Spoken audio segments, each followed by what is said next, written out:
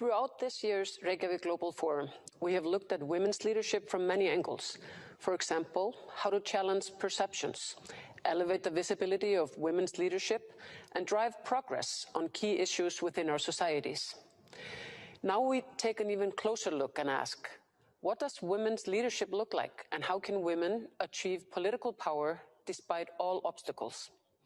Our next session will bring to life the newly released book by Gillard and Ngozi Okonjo-Iweala, entitled Women in Leadership, Real Lives, Real Lessons. Please welcome Julia Gillard and Michelle Bachelet in a fireside chat that takes a closer look at leadership.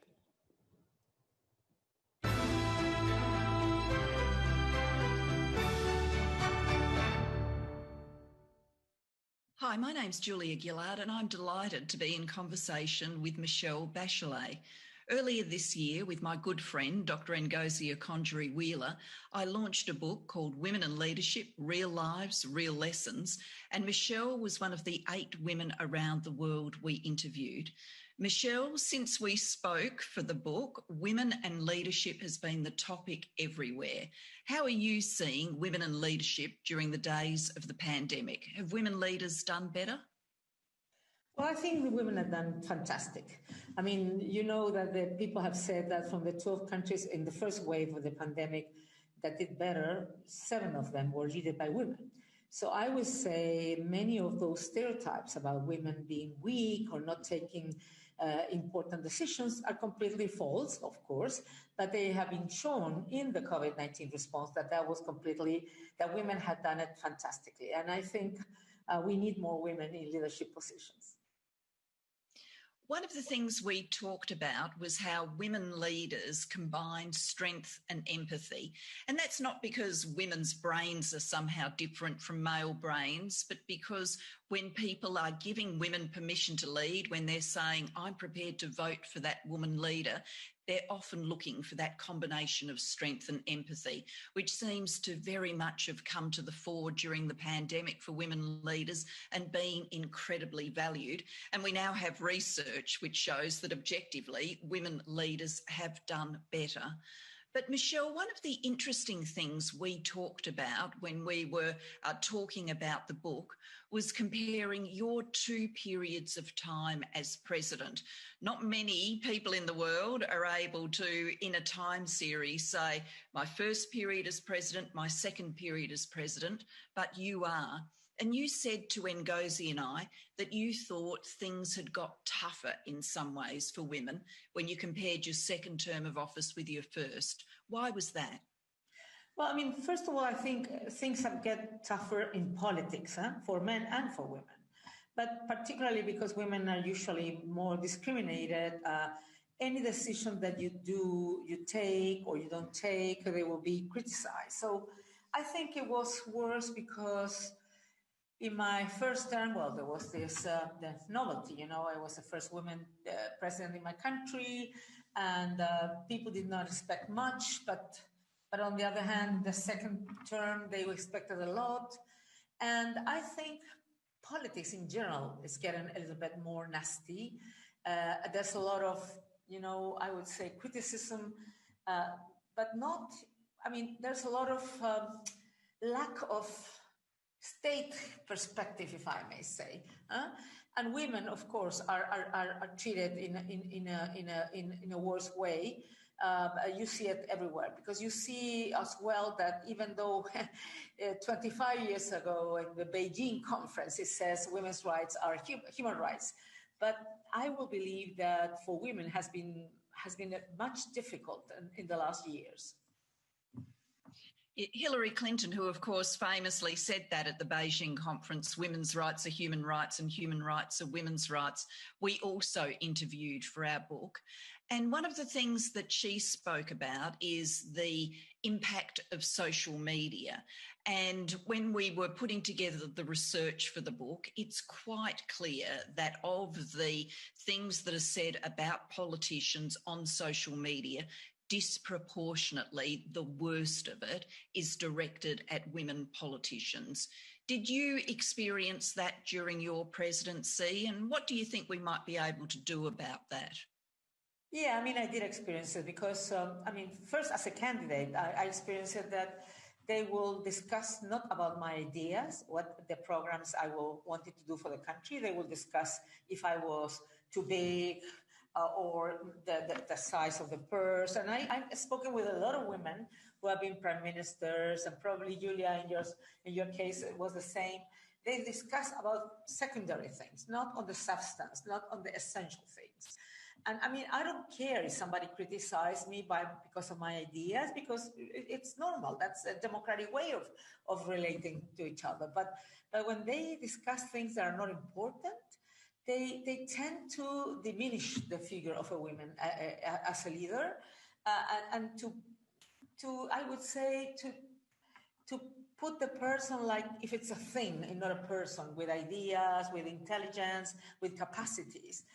And I think it's a very sexist way of relating to women. And I lived that, of course, during my candidate and, of course, as a president as well.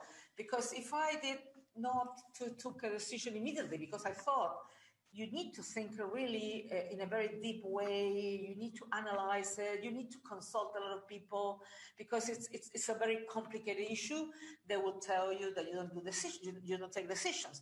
If you took a decision very quickly because you thought it was so necessary, they say you improvise. So I would say that for women it's never very easy because they will always try to find a way of I would say, bringing down your ideas.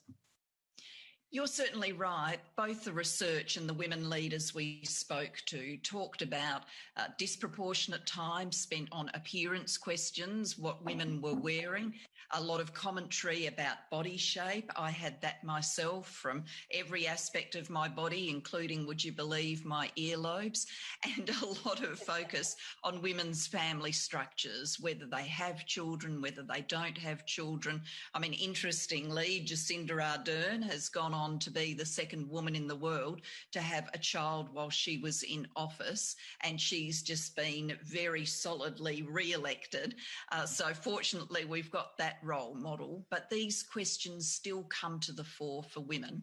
And the research shows as well that people can react very strongly against a woman who is perceived to be ambitious.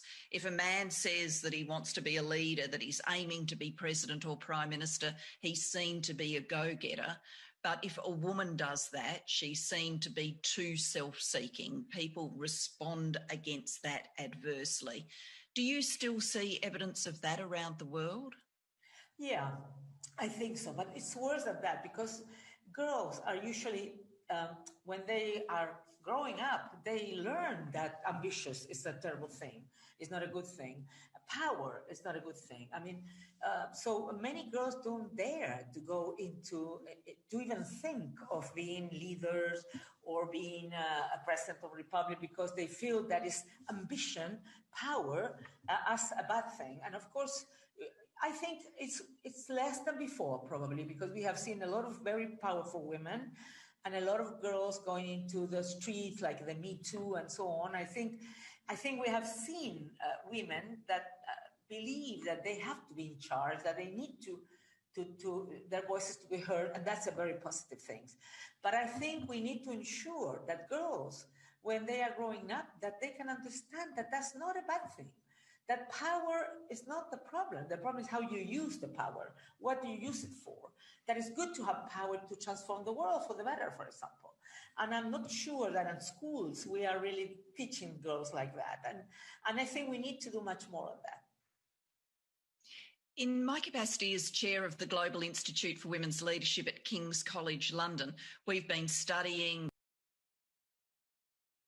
women.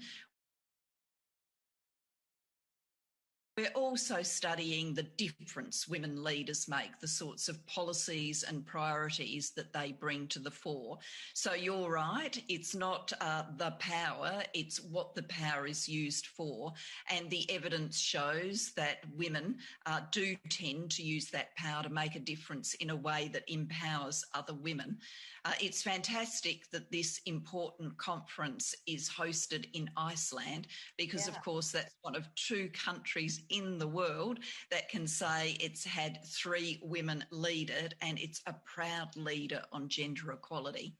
But Michelle, to sort of wrap it up, what are your standout lessons for women who are aspiring to be political leaders? What advice could you give them, or perhaps what do you wish you knew then that you know now? Well, I think probably, I don't know if I know more now than what in terms of what could I say to a young woman who wants to get involved in politics or in his country's destiny. I would say, please don't give up.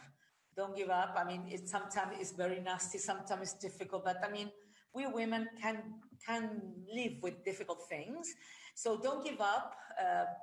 Just be convinced of what you believe in and work hard, and you will have other women who will support you, who will mentor you, who will be by your side, and we need you. That's what I would say. And would you say too, there's actually a joy in leadership, that you can do the big things that matter, that really put your values into action? I look back at my own time in politics, and yes, there were some hard days, but I got to do things that changed my nation for the future. And that is really a delight. So we need to remind, I think, that there is joy in leadership, the remarkable opportunities it brings you to enact change. Yes, indeed. I mean, I did things that I'm very happy about it.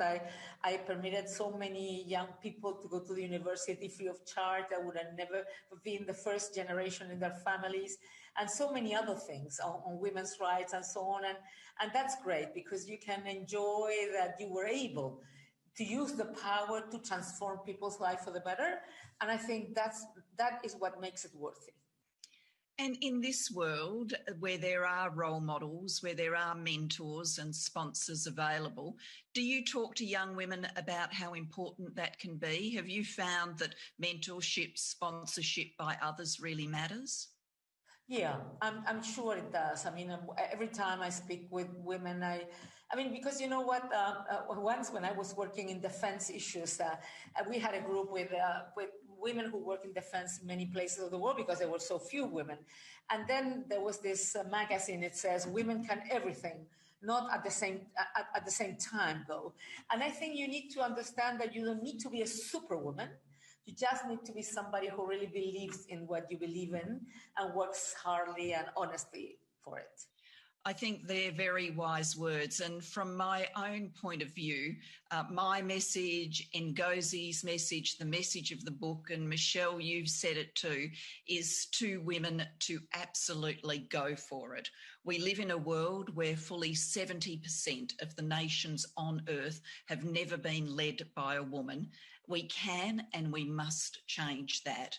And of course, it starts with investing in education and the development of girls, but it also requires us to confront these still sexist moments in politics, the gendered issues in political leadership that stop women coming to the fore and being the leaders.